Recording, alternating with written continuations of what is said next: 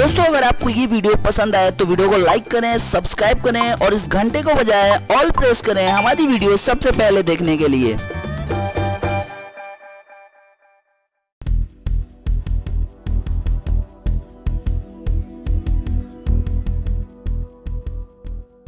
Supreme court ने AGR के मुद्दे पर टेलीकॉम कंपनियों को बकाया राशि चुकाने के लिए 10 साल का समय दिया है। सरकार तो 20 साल भी देने को तैयार थी, लेकिन सुप्रीम कोर्ट का रुख देखते हुए कंपनियों ने 15 साल मांगे थे। हालांकि सुप्रीम कोर्ट ने न सरकार की सुनी और न ही टेलीकॉम कंपनियों की, और 10 साल में बकाया राशि का भुगतान करने का आदेश दे दिया। भले ही एजीआर एक जटिल मुद्दा है, आगे चलकर इसका खामियाजा हम ग्राहकों को ही भुगतना पड़ेगा। आइए जानते हैं कैसे। सबसे पहले जानते हैं यह एजीआर क्या है। एजीआर यानी एडजस्टेड ग्रॉस रेवेन्यू। यह सरकार और टेलीकॉम कंपनियों के बीच का फी शेयरिंग मॉडल है। 1999 में इसे फिक्स लाइसेंस की मॉडल से रेवेन्यू शेयरिंग की मॉडल बनाया गया था। टेलीकॉम कंपनियों को अपनी कुल कमाई का एक हिस्सा सरकार के साथ शेयर करना होता है। अब आइए जानते हैं कि आखिर विवाद क्या था जो सुप्रीम कोर्ट में यह मुद्दा गया। असल में एजीआर की परिभाषा पर विवाद था। इसी का हल निकालने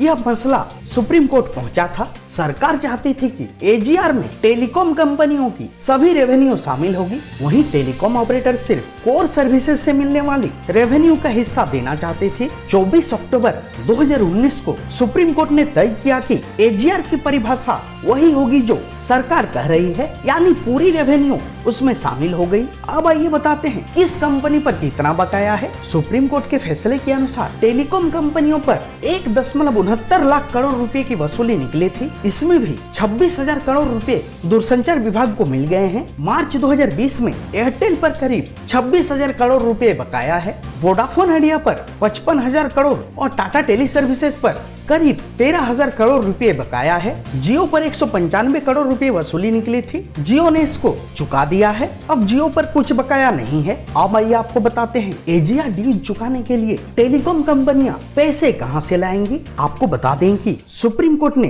टेलीकॉम कंपनियों को आदेश दिया है कि एजीआर के कुल बकाये का 10% उनको 31 मार्च 2021 तक जमा करना है। क्रेडिट रेटिंग्स एजेंसी इक्रा का कहना है कि सुप्रीम कोर्ट के आदेश का पालन करने पर टेलीकॉम कंपनियों को 31 मार्च 2021 तक 9,000 करोड़ रुपए का भुगतान करना होगा। उसके बाद फरवरी 2031 तक हर साल 12,000 करोड़ रुपए चुकाने होंगे। 31 मार्च 2019 को इन कंपनियों पर 5 लाख करोड़ रुपए का कर्ज था, जो मार्च 2020 तक घटकर 4.4 लाख करोड़ रुपए रह गया है। लेकिन यह कर्ज अब कम नहीं होने वाला है, क्योंकि एजीआर भुगतान करने में कंपनियों को अतिरिक्त फंड जुटाना होगा। बता दें कि एयरटेल ने पहले ही एजीआर भुगतान का प्लान बना लिया है, लेकिन वोडाफोन आइडिया सबसे ज्यादा दिक्कत में है। वोडाफोन आइडिया लिमिटेड पर सबसे ज्यादा कर्ज है और एजीआर का भुगतान भी वोडाफोन आइडिया को ही ज्यादा करना है। वोडाफोन आइडिया लिमिटेड ने फंड्स जुटाने के लिए बोर्ड की मीटिंग बुलाई है। अब आइए आपको बताते हैं सुप्रीम कोर्ट के एजीआर फैसले का हमारी जेब पर क्या असर पड़ेगा।